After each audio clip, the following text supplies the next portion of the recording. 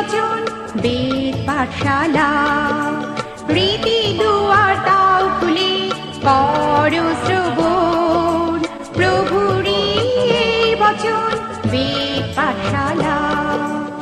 নমস্কার, শুরু করছি এক বাইবেল অধ্যয়নমূলক অনুষ্ঠান বেদ পাঠশালা।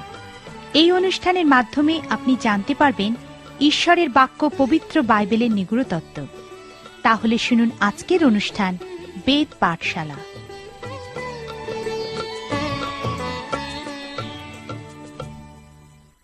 প্রিয় শ্রোতা বন্ধু, বেদ পাঠশালা অনুষ্ঠানে আপনাকে স্বাগত জানাই।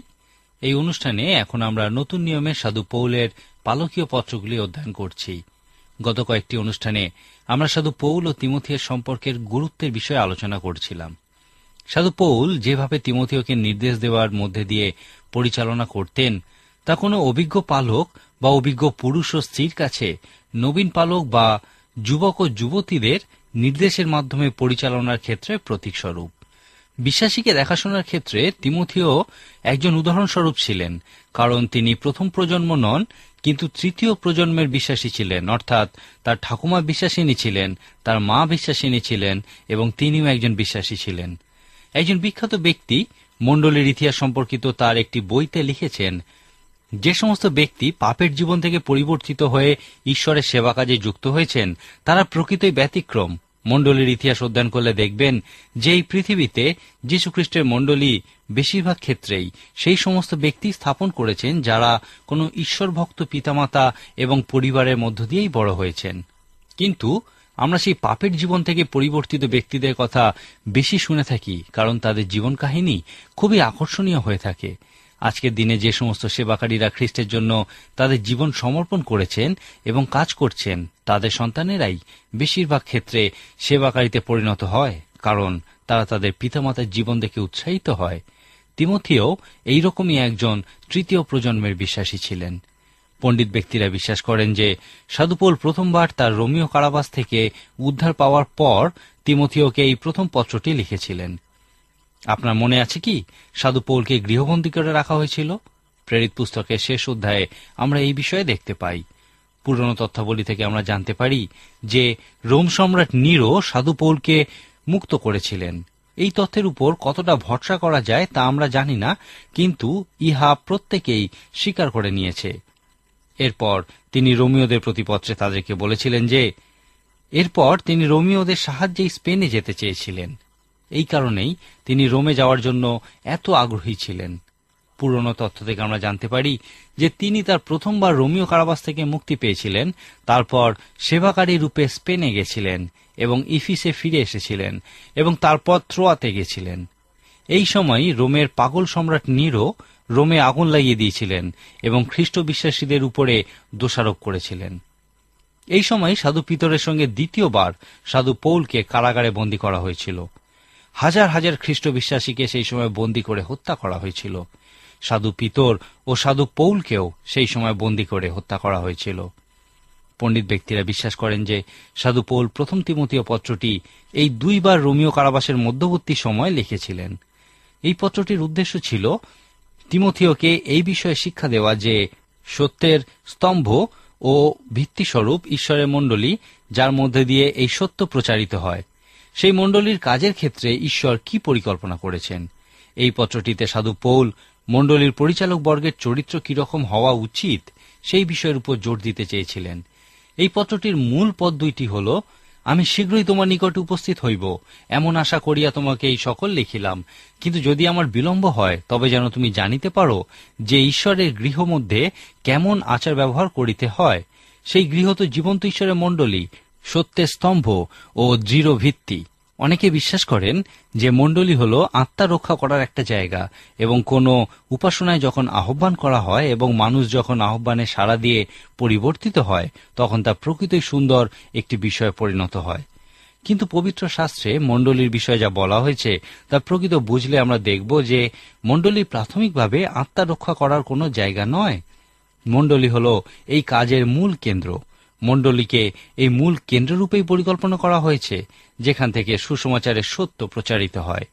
এই পালকীয় পত্রগুলিতে বর্ণিত সাধু পৌলের নির্দেশাবলী অধ্যয়ন করলে আপনি মণ্ডলীর জন্য ঈশ্বরের পরিকল্পনা আবিষ্কার করতে পারবেন। যদিও মণ্ডলীতে যখন পালক মানুষকে আহ্বান করেন এবং মানুষ আহ্বানে সাড়া দিয়ে পরিবর্তিত হয়, তা প্রকৃতই সুন্দর একটি অলৌকিক কাজ। কিন্তু সাধু পৌল এখানে আরো বেশি কিছু বলেছেন। যদি কোনো মণ্ডলীর প্রত্যেকেই অন্যের কাছে সুসমাচার প্রচার করার জন্য যথার্থ অনুপ্রাণিত, সংশোধিত এবং সম্পূর্ণ সিদ্ধ হন, তাহলে তা কি আরো ভালো বিষয় নয়? সাধু পৌল এই ধরনের মণ্ডলীর কথাই এখানে বর্ণনা করেছেন। সাধু পৌল ইফিসীয় পত্রে বলেছেন, মণ্ডলীতে সাধু ব্যক্তিদের সেবা কাজের জন্য প্রস্তুত করা হয়। এই পত্রগুলিতে সাধু পৌল এই নির্দেশের সঙ্গেই সামঞ্জস্য বজায় রেখে মণ্ডলীর পরিকল্পনার বিষয় বলেছেন।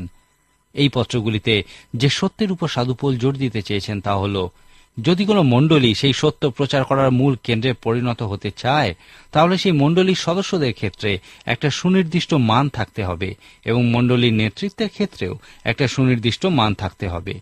বিশেষ করে কৃতির মতো সুসমাচারের প্রতি শত্রুভাবাপন্ন জায়গায় বা কোনো মিশ্র সংস্কৃতিতে যখন কোনো মণ্ডলী প্রতিষ্ঠিত হয়, তখন এই বিষয়টির গুরুত্ব বিশেষভাবে উপলব্ধি করা যায়।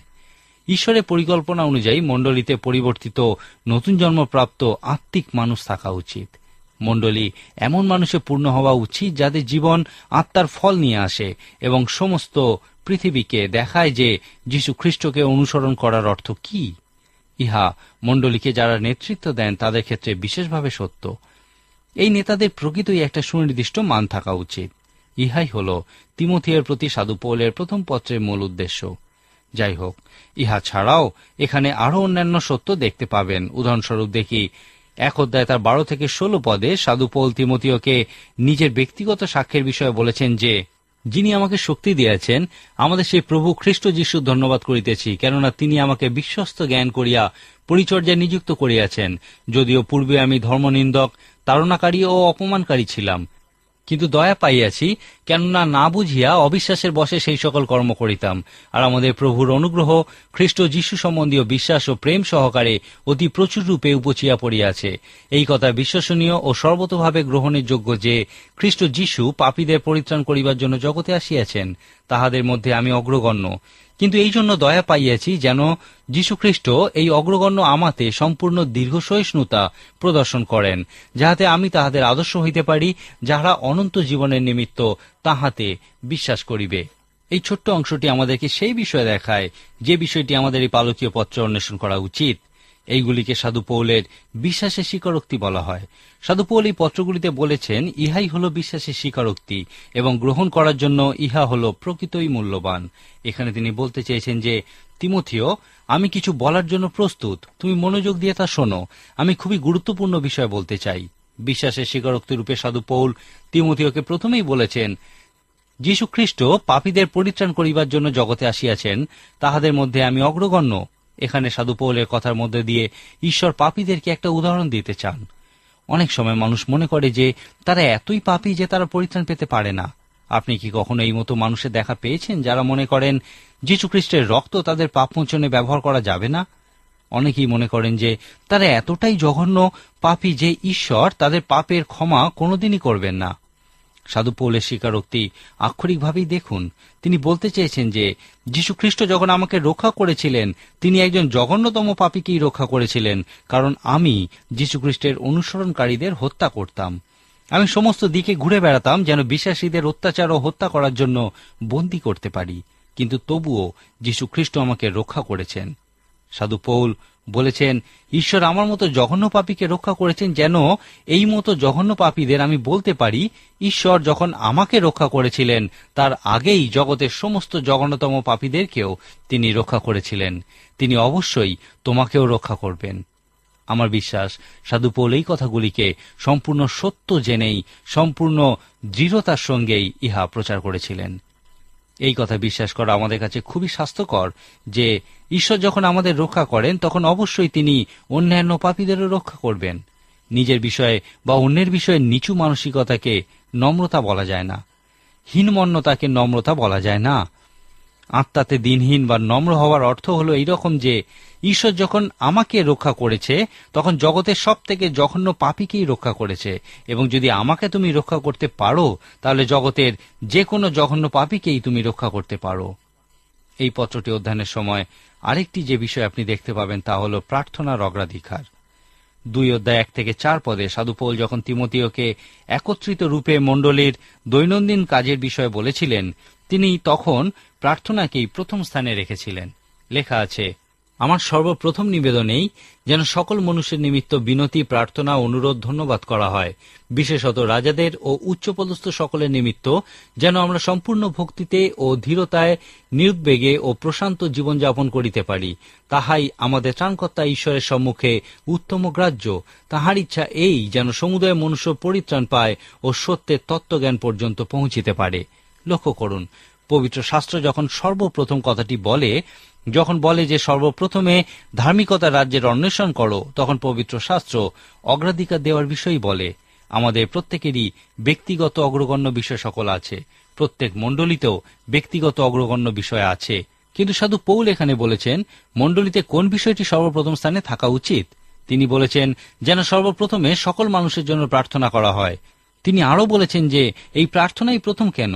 তিনি বলেছেন ঈশ্বর চান যেন সমুদায় মনুষ্য পরিত্রাণ পায় ও সত্যের তত্ত্বজ্ঞান পর্যন্ত পৌঁছিতে পারে। সেই জন্যেই সর্বপ্রথমে প্রত্যেক মানুষের জন্য প্রার্থনা করা হয়।